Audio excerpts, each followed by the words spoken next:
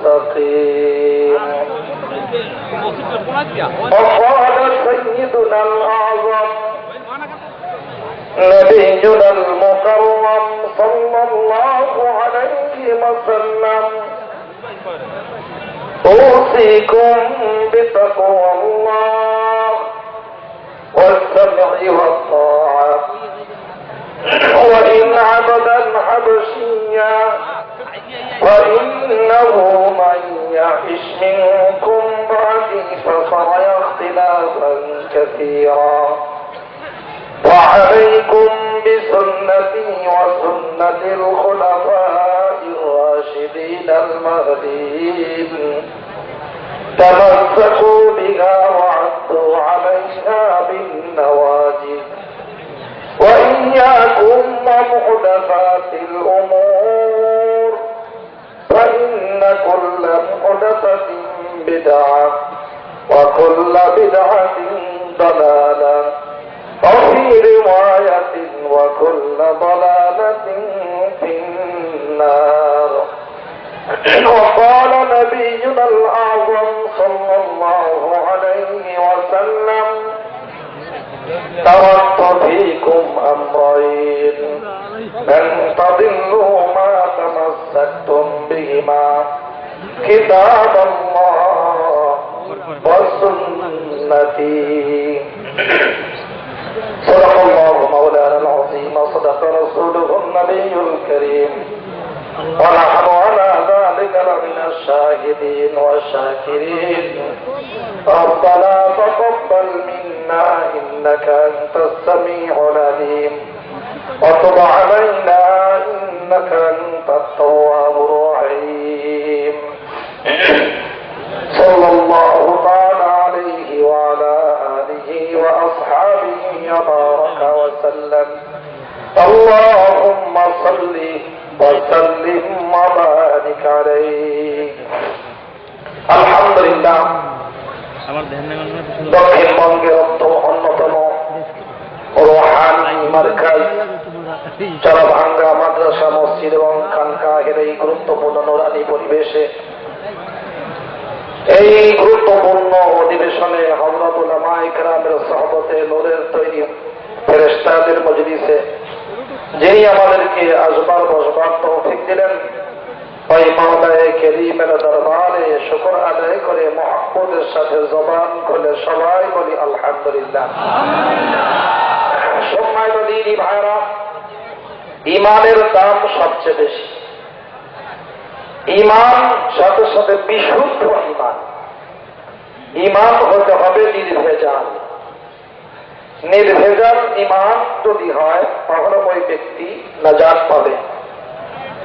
যদি ঈমানের মধ্যে ভেজাল থাকে ওই ব্যক্তি যত আমলই করুক কোনো আমল আল্লাহর দরবারে কাজে আসবে না। রাসূলুল্লাহ সাল্লাল্লাহু আলাইহি ওয়াসাল্লাম বলেছেন যে ইহুদিরা ছিল ৭২ দলে বিভক্ত। ইহুদিরা ছিল কি? ৭২ দলে বিভক্ত। আমার উম্মত হবে ৭৩ দলে বিভক্ত। এর মধ্য থেকে ৭২টাই হল জাহান্নামী, আর একটা দল হবে এরা জামাতে নাজিয়া, মুক্তিপ্রাপ্ত দল। রাসূলুল্লাহ সাল্লাল্লাহু আলাইহি ওয়াসাল্লামের সাহাবায়ে কেরাম জিজ্ঞাসা করলেন, ইয়া রাসূলুল্লাহ, এই ৭২ দল এরা জাহান্নামী, এক দল জান্নাতি, এই একদল কারা? রাসূলুল্লাহ সাল্লাল্লাহু আলাইহি ওয়াসাল্লাম দুই জায়গায় দুইটি জবাব দিয়েছেন। এক নম্বর বলতেন হিয়াল জামাআহ, এটা হলো জামাআত, আহলে সুন্নাহ ওয়াল জামাআত। আর একটি হলো আর এক জায়গায় জবাব দিয়েছেন মা আনা আলাইহি, আমি যার উপরে আছি, ও আসহাবি, এবং আমার সাহাবীরা যেই জিনিসের উপরে আছে, তা আমি এবং আমার সাহাবী যার উপরে, এর উপরে যারা থাকবে এরা নাজাত প্রাপ্ত, মুক্তিপ্রাপ্ত দল, বাকি সবাই জাহান্নামী। এখন বাকি ৭২ কাতার যে জাহান্নামে যাবে এরা কি আওয়াম জনসাধারণের দল, ডাক্তারদের দল, ইঞ্জিনিয়ারদের দল? না, সবাই আলেমদের দল। বুঝে গেছেন? কেন আওয়াম জনসাধারণ কি বুঝবে? কিচ্ছু বুঝবে না তো। মৌলবী আলেম যারা, এরা যা বলবে জনসাধারণ তাই বলবে। ইহুদিদের যে 72 কাতার, এটাও আলেমদের ছিল, ইহুদিদের কিতাবের আলেম, কিন্তু অপব্যাখ্যা করে করে উম্মতকে নিজেদের স্বার্থে ব্যবহার করেছে। আল্লাহর সাথে মিলানোর পরিবর্তে মাখলুকের সাথে মিলিয়েছে। এইভাবে 72 দলে বিভক্ত হয়ে সবাই জাহান্নামে। এই উম্মতের 73 দলের 72 দল এরা যে জাহান্নামে যাবে, এরা কোন সাধারণ কৃষকের দল না, এরা কোন কাপড় বোনায় যারা কারিগর এদের দল না, ডাক্তার ইঞ্জিনিয়ারদের দল না, এরাও সব আলেমের নামে জামাত হবে। এই জন্য দোস্ত, আজকে আমাদের বিচার্য বিষয় হলো এটা যে আমাদের নবীজি সাল্লাল্লাহু আলাইহি ওয়াসাল্লাম যা বললেন সেটা কি? মা আনা আলাইহি, আমি যার উপরে আছি, তার মানে সুন্নত। নবীজি যা করেছেন সব কি? সুন্নত। সুন্নত গত বছর বলেছি, সুন্নত আর হাদিসের মধ্যে আসমান জমিন ডিফারেন্স। হাদিস তো আল্লাহ নবীর সব বিষয়ে বর্ণনা, একবারে জন্মের সময়ে যা করেছে ওগুলো হাদিস। আল্লাহ নবীর ব্যক্তির সাথে খাস 4-এর অধিক বিবাহ, তার জন্য তাহাজ্জুদ ওয়াজিব ছিল, মিসওয়াক তার জন্য ওয়াজিব ছিল, আর অনেক অনেক, এগুলো সব হাদিস। এবং যে সমস্ত হাদিস মানসুখ হয়ে গেছে, রহিত হয়ে গেছে, এটা আমল নাই, ওগুলো হাদিস। তাহলে এখন যদি বলা হয় কোরআন মানো, হাদিস মানো, তাহলে রসুলের জন্ম বিষয়ে যে হাদিস, ওইগুলো মানতে হবে। কেমনে মানবেন বলেন? জন্মদিবস পালন করা যায়? জন্মদিবস কেমনে পালন করবেন? এখন উদযাপন করে, জন্ম উদযাপন। আরে ভাই, উদযাপন কেমনে করবেন? উদযাপন করতে হলে তো একজনের ভিতরে ঢোকাবেন, তারপরে বাইর করবেন, দেখতে হবে বাস্তবে। মানুষ শব্দ চয়না ভুলে গেছে, কেমনে শব্দ ব্যবহার করতে হয় বাংলাও ভুলে গেছে। জন্ম বিষয়ে আলোচনা হতে পারে, বরকত আলোচনা হতে পারে, কিন্তু জন্ম উদযাপন কিভাবে হবে? জন্ম পালন কিভাবে হবে? জন্ম কি পালন করা যায়? এই জন্য মেরে দোস্ত, রাসূলুল্লাহ সাল্লাল্লাহু আলাইহি ওয়াসাল্লাম যা রেখে গেছেন, অর্থাৎ রাসূলুল্লাহ সাল্লাল্লাহু আলাইহি ওয়াসাল্লাম সুন্নাত, আর ওয়া আসহাবি, এবং আমার সাহাবায়ে কেরাম যার উপরে ছিল, আছে এর উপরে, তার মানে জামাত। এই জন্য আমাদের নাম কি? হাদিস অনুসারে আহলুস সুন্নাহ ওয়াল জামাআহ। সুন্নাত থাকবে তো উম্মত থাকবে, সুন্নাত আছে উম্মত আছে। উম্মত থাকতে হলে সুন্নাত থাকতে হবে। যেখানে সুন্নাত নাই, ও সব কিছু হতে পারে, যুগের শ্রেষ্ঠ শায়েখ হতে পারে, এবং মুবাল্লিগে আজম হতে পারে, কোটি কোটি পীরের পীর হতে পারে, এবং বড় বড় মুফতিদের উস্তাদ হতে পারে, কিন্তু উম্মত থাকতে পারবে না। উম্মত থাকতে হলে সুন্নাত থাকতে হবে। আর জামাত বলতে, আমাদের দেশে জামাত একটা নাম লিখে ফেললাম না, এটা হলো জামাত নয়, জামাতের সাহাবা। সাহাবীদের জামাতের অনুসরণ করতে হবে। কোন জামাতের বলেন না? সাহাবীদের জামাতের। এখন আমরা নিজেরা একটা আহলুস সুন্নাহ ওয়াল জামাত নাম রাখলাম, আমাদের মনে করেন আমাদের দলের নাম রাখবো এরা আহলে সুন্নাহ ওয়াল জামাত। আল্লাহ নবী যেই আহলুস সুন্নাহ ওয়াল জামাতের কথা বলছেন, এটা কি এই দল? হ্যাঁ, এটা তো পরের নাম রাখছে, বরকতের জন্য রাখছে, ভালো কথা, কিন্তু দেখতে হবে যে এই আহলুস সুন্নাহ তাদের মধ্যে সুন্নাত আছে কিনা। জামাত নাম রাখছে, কিন্তু সাহাবায়ে কেরামের অনুসরণ আছে কিনা। সাহাবীদের অনুসরণ থাকলে তাহলে এটার নাম ঠিক। নবীজির সুন্নত যদি থাকে তাহলে নাম ঠিক। যদি নবীজির সুন্নত না থাকে, বিদআত ঢুকে যায়, আর সাহাবীদের অনুসরণ না থেকে যদি উল্টা কিছু ঢোকে, তাহলে আহলুস সুন্নাহ ওয়াল জামাত নাম হওয়ার পরেও জাহান্নামে যেতে হবে। নাম রাখছে হিজবুল্লাহ, সুন্দর নাম। নাম রাখছে কি? হিজবুল্লাহ, আল্লাহ দল। মেরে দোস্ত, খুব সুন্দর নাম। আল্লাহ তাআলা কোরআনে কারিমে যেই হিজবুল্লাহর কথা বলছে, আল্লাহ তাআলা কি এই হিজবুল্লাহর নাম বলছে যে এই অমুক দরবারের অমুক এই হিজবুল্লাহ হবে, এরা এই যে কোরআনে আমি নাম বলে দিলাম তাই না। তখন প্রমাণ হবে যদি সত্যি আল্লাহর কাজ করে, রাসূলের কাজ করে, তাহলে এটা হিজবুল্লাহ হবে। সে ওই দরবারে থাক আর না থাক, যেখানেই থাক, আল্লাহর হুকুম মোতাবেক, রাসূলের তরিকা মোতাবেক যদি কাজ করে, তাহলে এটা হিজবুল্লাহ। সবাই হিজবুল্লাহ, বুঝলেন? সবাই হিজবুল্লাহ, আপনারা সবাই হিজবুল্লাহ। এই জন্য মেরে দোস্ত, আগে আমাদের ঈমান সহি করা দরকার। কোরআন কারীমের মধ্যে 5টি বিষয়ের উপরে ঈমান আনতে বলেছে। কয়টা? আর বুখারী মুসলিমের হাদিসে আছে আরেকটা, মোট হইছে 6টা। ছয়টা জিনিসের উপরে ঈমান আনা ফরজ। একচুল পরিমাণও এদিক করার সুযোগ নেই। সময় তো অল্প, প্রত্যেকটির পিছনে কমপক্ষে এখানে 12 ঘন্টা দেওয়া দরকার, প্রত্যেকটির পিছনে 2 ঘন্টা করে। ছয়টা জিনিসের উপরে ঈমান আনা জরুরি। 1 নম্বরে আমানতু বিল্লাহ, আল্লাহর উপর ঈমান আনা। হ্যাঁ। নম্বর 2 ওয়ামালাইকাতিহি, নম্বর 2 আল্লাহর ফেরেশতাদের উপরে আমানতু বিল্লাহি ওয়া মালাইকাতিহি ওয়া কুতুবিহি, কিতাব সমূহের উপরে। তারপর রাসূলিহি, কয় হলো করা রাসূলিহি। তারপরে ওয়াল ইয়াউমিল আখির, আখিরাতের উপরে ঈমান। কয়টা হইল? এই 5টাই আছে কোরআন শরীফের মধ্যে একসাথে আছে। আরেকটা আছে কোরআনের মধ্যেও আছে, কদারিক মালুম আছে, আর হাদিসের মধ্যে আছে ওয়াল কদরি খাইরিহি ওয়া শাররিহি মিনাল্লাহি তাআলা, তাকদীরের উপরে বিশ্বাস। তাহলে কয়টা জিনিসের উপরে বিশ্বাস? চূড়ান্ত বিশ্বাসের নাম হলো ঈমান। আল ইতিকাদুল জাযিম, এমন কঠিন, শক্ত, মজবুত, দৃঢ় বিশ্বাসকে বলা হয় যে চামড়া আলাদা হবে, গোশত টুকরা টুকরা হবে, হাড্ডি গুঁড়া হয়ে যাবে, কিন্তু অন্তর থেকে এই বিশ্বাস কখনো আলাদা হবে না। এর নাম হলো ঈমান। এই জন্য আমরা পড়েছি লা ইলাহা ইল্লাল্লাহ মুহাম্মাদুর রাসূলুল্লাহ। লা ইলাহা ইল্লাল্লাহ কালিমার 2 টুকরা। কয় টুকরা বলেন না? লা ইলাহা ইল্লাল্লাহ মুহাম্মাদুর রাসূলুল্লাহ, এটা কোন মন্ত্র নয়, এটা হলো দায়িত্ব গ্রহণ। কি যদি বলে, অনেক দোস্তরা দল করে না, দল করে সংগঠন করে, এখানে কিছু শপথ বাক্য পাঠ করায়। কি বলেন এই শপথ বাক্য? এটা কি কোন মন্ত্র নাকি দায়িত্ব গ্রহণ? দায়িত্ব গ্রহণ। মন্ত্র মনে করে যদি শপথ বাক্য পাঠ করে, এরপরে যদি এর বিরোধিতা করে, খেলাফ করে, তাহলে মন্ত্রীর পদও যায়, দলের সদস্য পদও চলে যায়। যায় কি যায় না?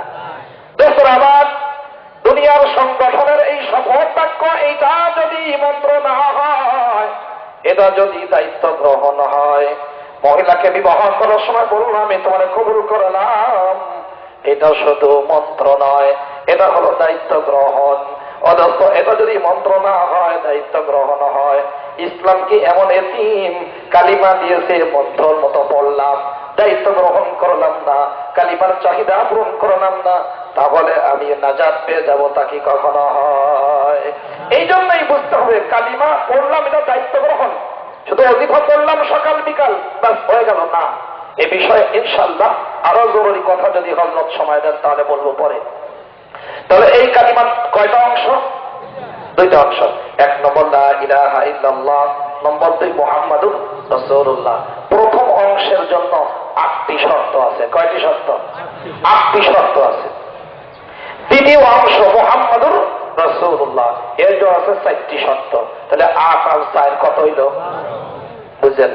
তাহলে এখন এই 12টা শর্ত আমরা কেউ জানি? পড়ছি কোনদিন?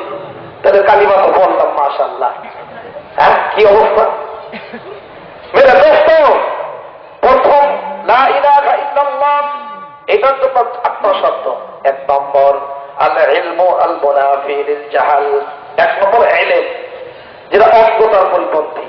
নম্বর 2 আল ইয়াকিন, নম্বর 3 আল ইখলাস, নম্বর 4 as-sidq সত্যবাদিতা, নম্বর 5 আল মুহাব্বাতু আল মুনাফিয়াতু লিল বুগজি, নম্বর 6 আল ইনকিয়াদ আল মুনাফি লিত তারকি, নম্বর 7 আল কবুল আল মুনাফি লির রাদ্দি, নম্বর 8 আল ইনকারু বিমা ইউবাদু মিন দুনিল্লাহ। 8টা শর্ত। তাহলে কালিমার প্রথম অংশের জন্য কয়টা শর্ত? 8টি শর্ত। 1 নম্বর আল ইলম, ইলম লাগবে। লা বললাম, কি বললাম আন্দাজে? ইলাহ মানে কি? ইল্লাল্লাহ দ্বারা কি প্রমাণ করলাম এটা বুঝতে হবে।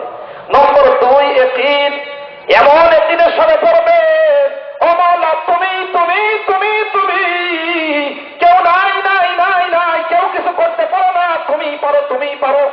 কি অথচ আমার সন্দেহ যদি ঢুকে যায়, ওই ব্যক্তি সব হয়, ইমানদার হতে পারে না। বুঝলেন?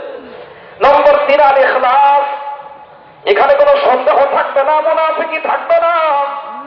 ইখলাসের সাথে পড়বে আমি আল্লাহর, আল্লাহ আমার, আমি আল্লাহর, আল্লাহ আমার, শেষ।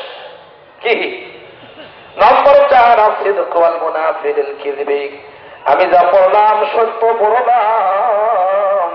ও মাওলা, আমি কালিমা পড়লাম লা ইলাহা ইল্লাল্লাহ, ইবাদত পাওয়ার মালিক, ইবাদত পাওয়ার উপযুক্ত, গোলামিয়ার দাসত্ব উপযুক্ত শুধুমাত্র কেবলমাত্র তুমি তুমি তুমি, আল্লাহ আল্লাহ আল্লাহ আল্লাহ।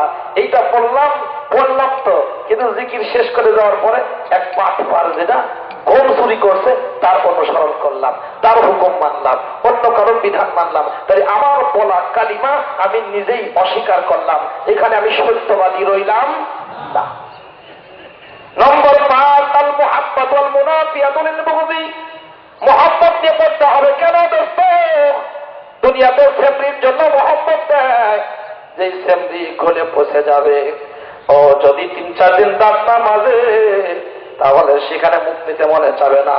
এখানে যদি একটা পোড়া হয় গলে যায়, মুখ নিতে মন চাবে না। 3 দিন 5 দিন 7 দিন 10 দিন ব্লিডিং হয়, এটা যদি বছর পর বছর চালু থাকে তাহলে নিতে মনে চাবে না। কি তারপরে আমার যেই মুখ মানুষ, এই মানুষ যদি মরে যায় পচে যায়, তাহলে এমন দুর্গন্ধ হয়, পৃথিবীর কোন প্রাণী পচলে এত দুর্গন্ধ হয় না। এর জন্য মহব্বত, এর জন্য এমন মহব্বত দেয়। আরে আল্লাহ তাআলা বলতে চান, বান্দাবান্দি তুমি মহব্বত করলা, যারা করলা আমি বানালাম, তোমাদের দুইজনের অন্তরে মহব্বত আমি দিলাম, তোমাদের অন্তর আমি বানালাম, মহব্বত আমি তৈরি করলাম। আমার দেয়া এই বান্দাবান্দি পচে যাবে, গলে যাবে, এদের যদি মহব্বত করো আমি মাওলা কল্পনা পচবো না। আমি আগেও ছিলাম, এখনো আছি, সবাই বানালাম, তোমার অন্তর বানালাম, অন্তর মধ্যে মায়া সৃষ্টি করলাম, সন্তানের মায়া। বলো দেখি এখন আমি আল্লাহ কি মহব্বত পর উপযুক্ত নয়? এই জন্যই দোস্তরা আমার 5 নম্বর আল মুহাব্বাতু ওয়াল মুনাফিয়াতু লিল বুগজি। নম্বর 6 হলো আল ইনকিয়াদ, আল্লাহ যা কইছে তাই মানবো, একবার নাকে রশি পরে নিলাম। নম্বর 7 আল কবুল, কবুল করলাম তো করলাম, তোমার ছাড়বো না। ও মাওলা, তুমি যেমন ছাড়ো নাই আমিও তোমাদের ছাড়বো না, তফসিলে যাওয়ার সুযোগ নেই। নম্বর 8 আল কুফরু ওয়াল ইনকারু বিমা ইউবাদু মিন দুনিল্লাহ, আল্লাহর গোলামি করব, আল্লাহরই গোলামি করব, আল্লাহরই করব। শুধু এটা বললে হবে না, আল্লাহ ছাড়া যত মাখলুক আছে সবগুলোকে অস্বীকার করতে হবে।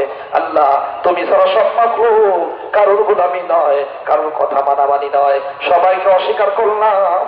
লা ইলাহা ইল্লাল্লাহ, কোন মাবুদ নাই, নাই নাই নাই, লাও নাই, আমিও নাই, কিচ্ছুই নাই, এখন শুধু আল্লাহ আল্লাহ আল্লাহ আল্লাহ। তাহলে প্রথম টুকরার জন্য কয়টা শর্ত বলেন? 8টা। দ্বিতীয় অংশের জন্য বললাম তো মুহাম্মাদুর রাসূলুল্লাহ, না মুহাম্মাদুর রাসূলুল্লাহ বললাম, এর জন্য 4টি শর্ত আছে। 1 নম্বর মুক্তাযাহা তাসদীকুহু বিমা আখবার, আল্লাহ নবী যা খবর দিয়েছেন তা বিশ্বাস করা। নবীজি যা খবর দিয়েছেন তা কি করা? বিশ্বাস করা। নবীজিকে মানলাম কিন্তু নবীজি যা খবর দিয়েছেন তা বিশ্বাস করলাম না। মুহাম্মাদুর রাসূলুল্লাহ এই টুকরা পড়লাম কিন্তু হাদিস মানলাম না, সুন্নাত মানলাম না, তাহলে আমি নিজের পড়া মুহাম্মাদুর রাসূলুল্লাহ এই টুকরাটা নিজেই অস্বীকার করলাম, বিয়াকুফ। নম্বর 2 তাআতুহু বিমা আমার, আল্লাহ নবী যা নির্দেশ দিয়েছেন তা মেনে নেয়া। কি 2 নম্বর। নম্বর 3 ইজতিনাবু মা নাহা আনহু ওয়া যাজার, আল্লাহ নবী যা থেকে নিষেধ করেছেন, যা করতে বারণ করেছেন, ধমক দিয়েছেন, এর থেকে বিরত থাকা। কয়টা হইল? নম্বর 4 আল্লাহ ইবাদত করব, আল্লাহ নবীকে মানব, বিমা শারা'a আল্লাহ ওয়া রাসূলুহু, ইবাদত করব আল্লাহর, কিন্তু আল্লাহ যেটা অনুমোদন দিয়েছেন, আল্লাহ নবী যেটা অনুমোদন দিয়েছেন সেটাই ইবাদত হবে। আল্লাহ নবী যেটা অনুমোদন দেন নাই, রাসূল যেটা বলেন নাই, আল্লাহ যেটা বলেন নাই, ওটা সব হবে, ইবাদত হবে না। এই জন্য কালিমার উপরে আসতে হবে। আজকে এই কালিমার উপরেই আমাদের ঐক্যবদ্ধ হতে হবে। সারা দুনিয়ার সকল মানুষকে এর উপরে আনতে হবে, সারা উম্মত যেন এর উপরে এসে যায়। সবার কালিমা যেন সহি হয়ে যায়, ইমান যেন বিশুদ্ধ হয়ে যায়, সবাই যেন সুন্নত ওয়ালা হয়ে যায়। এই জন্যই আমাদের চেষ্টা সাধনা করা দরকার সারা দুনিয়াতে। কিন্তু আজকে এই কালিমার বিরুদ্ধে, হক এবং হাক্কানিয়াতের বিরুদ্ধে সারা দুনিয়াতে ষড়যন্ত্রকারী এক নম্বর হলো ইবলিস। কেটা? ইবলিস এটা কাম করতেছে। ইবলিসের দুইটা বাহিনী আছে, একটা হলো ইহুদি আর একটা হলো খ্রিস্টান। ইহুদি খ্রিস্টানেরা আমাদেরকে ইমান হারা করতেছে, সারা দুনিয়ার মুসলমানদের স্বাধীনতাকে কেড়ে নিয়েছে। ওরা এনজিওদের নামে বিভিন্ন নামে মুসলমানদেরকে খ্রিস্টান বানাচ্ছে। এ পর্যন্ত স্বাধীনতার পর থেকে 60 লক্ষ তালিকাভুক্ত মুসলমান এরা খ্রিস্টান হয়েছে। বুঝলেন? গত প্রায় সপ্তাহ আগে লালমনির হাতে একই বৈঠকে 72 জন মুসলমানকে খ্রিস্টান বানানো হয়েছে। উপজাতীয় এলাকা সহ সব জায়গায় ওরা মেহনত করতেছে, পার্বত্য চট্টগ্রাম সহ বিভিন্ন জায়গায় এরা দলে দলে খ্রিস্টান বানাচ্ছে। কোন কোন উপজাতি এমন আছে 100 ভাগের 100 ভাগ সবাই খ্রিস্টান, ইংরেজিতে কথা বলে, বাংলা জানেও না। সাজেক নামক একটা ইউনিয়ন আছে, 100-এরও বেশি এরা ওদের গির্জা আছে। সবাই ওরা ইউরোপ আমেরিকায় সরাসরি যায়, ওখান থেকে এখানে আসে। ওরা দাবি তুলেছে বাংলাদেশের থেকে স্বাধীনতা অর্জন করে আলাদা রাষ্ট্র হবে। যেই ব্যক্তি পূর্ব তিমুর থেকে বিচ্ছিন্ন করে ইন্দোনেশিয়া থেকে পূর্ব তিমুরকে খ্রিস্টান রাজ্য বানিয়েছে, ওই একই ব্যক্তি সুদান থেকে দক্ষিণ সুদানকে বিচ্ছিন্ন করছে। ওই ব্যক্তির নাম লর্ড এরিক অ্যাম্পরি। কি নাম? লর্ড এরিক অ্যাম্পরি। ওই একই ব্যক্তিকে আমাদের বাংলাদেশের দায়িত্ব দেওয়া হয়েছে ফেনী থেকে নিয়ে পুরো পার্বত্য চট্টগ্রাম বান্দরবন সহ চট্টগ্রাম, তারপরে বান্দরবন ইত্যাদি যেগুলো আছে, কক্সবাজার, মহেশখালী ইত্যাদি পুরোটাকে খ্রিস্টান রাজ্য বানাবে 2021 সালের মধ্যে। আর বৃহত্তর ময়মনসিংহকে ওরা খ্রিস্টান রাজ্য বানাবে 2025 সালে। বাংলাদেশ ফাউন্ডেশনের নামে খ্রিস্টানরা তাকে দায়িত্ব দিছে। যাকে দায়িত্ব দিছে তার নাম কি? Lord Eric অ্যাম্পরি। সে 3 বছর আগে বাংলাদেশে এসে 6 মাস থেকে গেছে। আপনাদের মধ্যে যে গুটাগুটি, মারামারি, দলে দলে গন্ডগোল, কেন? যত গন্ডগোল বেশি হবে, দলাদলি যত বেশি হবে, ওরা তত তাড়াতাড়ি আমাদের দেশকে টুকরা টুকরা খ্রিস্টান রাজ্য বানাতে পারবে। সাদ্দাম মাদ্রাসা রাখে নাই, ইসলামী শিক্ষা রাখে নাই, তার বিরুদ্ধে কথা বলে এমন কাউকে রাখে নাই। মুয়াম্মার গাদ্দাফি তাই করেছে, মনে করছে আমরা সারা দুনিয়াতে স্বাধীনতা অর্জন করবো, শান্তি পাবো। 50 বছরের সাদ্দাম এবং মুয়াম্মার গাদ্দাফি যে উন্নতি সাধন করেছে, ও এদের মধ্যে যেহেতু ওর পক্ষে কেউ নাই, জনগণ সরকার থেকে বিচ্ছিন্ন, দলে দলে বিভক্ত হয়ে গেছে, এই জন্য 50 বছরের উন্নতি 50 দিনে চুরমার হয়ে এখন তাদের অনুগত গোলাম শাসক প্রতিষ্ঠিত হয়েছে, দলে দলে বিভক্ত হয়েছে না হয় নাই? আমাদের দেশের 56,000 বর্গ মাইল, এইটা 4-5টা টুকরা হোক, যেই দেশকে স্বাধীনতা আনতে গিয়ে লক্ষ লক্ষ মানুষের বক্ষ খালি হয়েছে, সাগর সাগর রক্ত গিয়েছে, ওই দেশ কয়েক টুকরা হয় খ্রিস্টান রাজ্য হোক, এটাকে আপনারা চান? কেউ চান?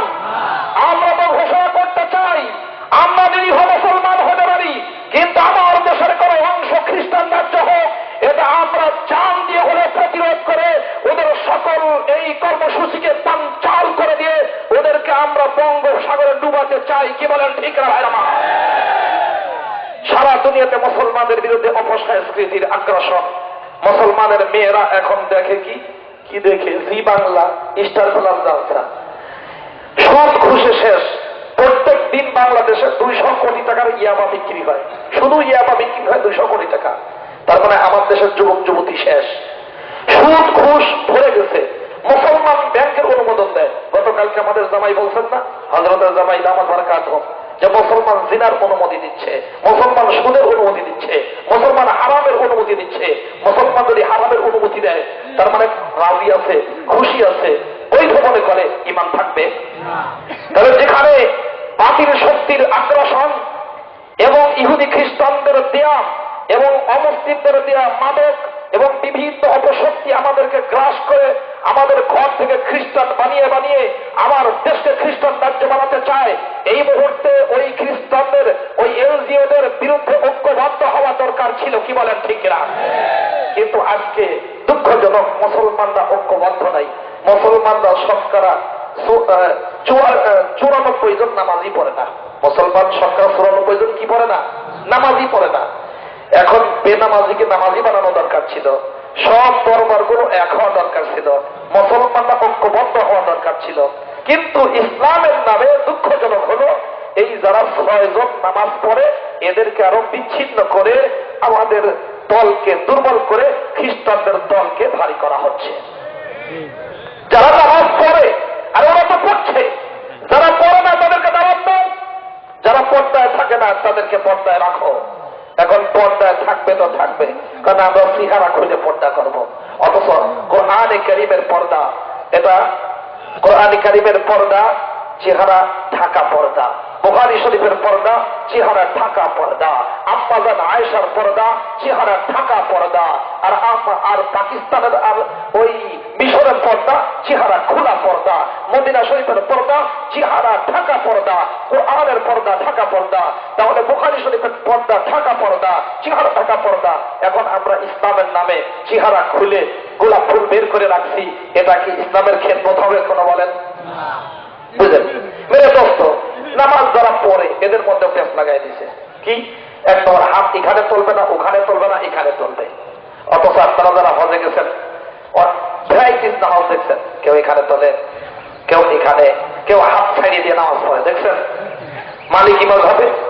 কিন্তু জিন্দেগিতে কোনোদিন এগুলো নিয়ে তাদের আলোচনা হয় না, কারণ এগুলো গৌণ বিষয়, এটা আলোচনার বিষয়ই না। যেই মতবিরোধ সাহাবীদের মধ্যে ছিল, ইচ্ছা করলেও কি আমি এইটা বন্ধ করতে পারবো? এরা আল্লাহর কারিশমা, আমাদের নবীজির এরা মুআজিজা, যে নবীর থেকে যা বের হয়েছে উম্মত সবগুলো আমল করবে, বুঝলেন, আগে হোক পরে হোক। এখন কথা হলো আমাদের দোস্তরা যখনই কথা বলে সৌদি আরবের উদ্ধৃতি দেয়। কোথাকার উদ্ধৃতি? সৌদি আরবের জোরে আমিন দেখছে, আমরাও জোরে আমিন করবো। কিন্তু এ কথা বলো না সৌদি আরবে 20 রাকাত তারাবি হয়, তোমরা 8 রাকাত কেন পড়ো? বুঝলেন? ইমাম বুখারী সারা জীবন 20 রাকাত পড়ছে, বুঝলেন? যেই বুখারীর কথা বলছে তারা, ইমাম বুখারী সারা জীবন কয় রাকাত পড়ছে? 20 রাকাত। আল্লাহর নবী 3 রাত মাত্র পড়েছেন তারাবি, এই 3 রাত 20 রাকাত ছিল। কোথায় আছে? আত-তালখিসুল হাবীরের মধ্যে ইবনে হাজার আসকালানী রাহমাতুল্লাহ আলাইহি লিখেছেন, ওয়া রুওয়াতু হাযাল হাদিস কুল্লুহুম সিকাত। আর এই হাদিসের বর্ণনাকারী সবাই বিশুদ্ধ, সবাই নির্ভরযোগ্য, একজনও দুর্বল বর্ণনাকারী নেই। আল্লাহ নবীর পরে 4 খলিফা, 4 খলিফা 20 রাকাত পড়েছেন, 4 ইমাম, এরা সর্বনিম্ন 20 রাকাত। আল্লাহ নবী যেই শহরে হিজরত করলেন ওই শহরের নাম কি? মদিনা। আরে শুধু মদিনা কইলে হইল? সোনার মদিনা, মদিনা শরীফ। হ্যাঁ ঠিক আছে, সোনার মদিনা, মদিনা শরীফ, মদিনা মুনাওয়ারা, আলোকিত মদিনা। যেই জায়গা আলো আছে সেই জায়গায় কইবেন না শরীফ, অমুক দরবার শরীফ, ওখানে শরীফ না কি আছে কে জানে, ওইটা কইতে হবে আগে, ঠিক আছে? এই জন্য মদিনা মুনাওয়ারার সর্বপ্রথম মসজিদ মসজিদে কুবা, মসজিদে কুবাতে 20 রাকাত তারাবি হয়। আল্লাহর নবী যেখানে ঘুমিয়ে আছেন ওই মসজিদের নাম মসজিদে নববী, ওই মসজিদে 20 রাকাত হয়। আল্লাহর ঘর বাইতুল্লাহিল হারাম মক্কার জমিন, সেখানেও 20 রাকাত হয়। এবং রিয়াদ কেন্দ্রীয় রাজধানীর প্রধান মসজিদ, ওটাও 20 রাকাত হয়। জিদ্দা যেখানে আম্মাজান হাওয়ার কবর আছে, আল্লাহ তাআলা বহুবার দেখার তৌফিক দিয়েছেন, আল্লাহ আপনাদেরকেও দেখার তৌফিক দান করেন, আমিন। বহুবার। তো ওখানেও কেন্দ্রীয় মসজিদে 20 রাকাত হয়। কেমনে 20 রাকাত? এক ইমাম 10 টাকাত আর এক ইমাম 10 টাকাত, এক ইমাম 10 টাকাত আর এক ইমাম 10 টাকাত, 10 দুগুণে 8 টাকাত। নাকি ভুলে গেছে? বাড়ি পাবনা তো, বোঝেন না, মাঝে মাঝে পেঁচপোচ লাগে। তাহলে এক ইমাম 10 টাকাত আর এক ইমাম 10 টাকাত, 10 দুগুণে কত হয়? বুঝলেন? তাহলে এই 8 টাকাত থেকে আসলো, যেটা রাখবেন 1275 হিজরি। কত নাম? 75। একটা আছে 75, একটা আছে 85। 1285 হিজরিতে নওয়াব সিদ্দিক হাসান খান ভূপাল বাড়ি ইন্ডিয়ায়, উনি সর্বপ্রথম বলেছেন 8 রাকাত তারাবি। বুঝলেন? তাহলে 1285 হিজরি যদি হয় আল্লাহ নবীর কত বছর চলে যাওয়ার পরে, বুঝলেন নাই?